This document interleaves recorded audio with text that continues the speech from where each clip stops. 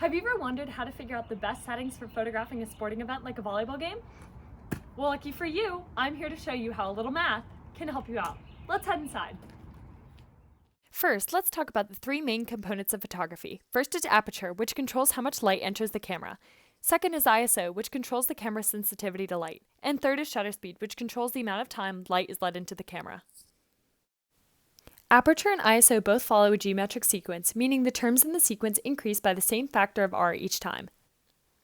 Aperture is controlled by f-stops, and its geometric sequence has an r value of 1/2, meaning for every increase in f-stop, 1/2 as much light will be let through.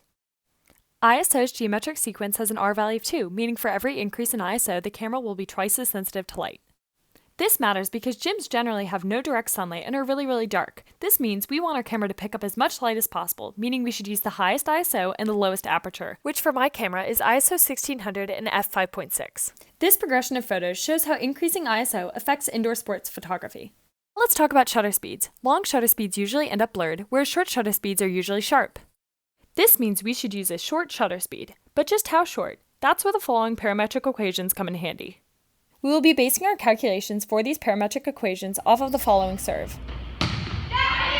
For this serve, the time the ball is in the air is 1.4 seconds, the final x position of the ball is 16.825 meters, the starting x position for the ball is 0 meters, the x velocity is the unknown, and the x acceleration of the ball is 0 meters per second squared. Now, if we substitute in our values for those in the equation and use simple algebra and the combining of like terms, we find that the velocity of the ball in the x direction is 12.081 meters per second. For the y equation, the time the ball is in the air is 1.4 seconds, the final y position of the ball if it were to hit the ground is 0 meters, the starting y position for the ball is my reach, which is 2.235 meters, the y velocity is the unknown, and the y acceleration of the ball is negative 9.8 meters per second squared. Again, if we substitute in our values, combine like terms, and use simple algebra, we can find the velocity of the ball in the negative y direction, which is 5.264 meters per second. Now we can use these x and y velocities in a vector diagram and find the magnitude of the resultant vector shown in blue using the Pythagorean theorem. We find that this magnitude is 13.178 meters per second. So, how does this relate to shutter speed? Well, if we use the formula desired distance the object travels while the shutter is opened over the velocity of the object, we find the appropriate shutter speed.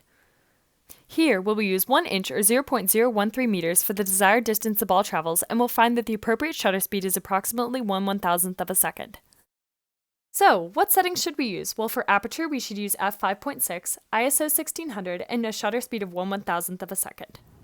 These principles can be used for photographing other sports, like softball, football, or even car races. So next time you're out to photograph a game, be sure to use your calculator and set your camera before you go.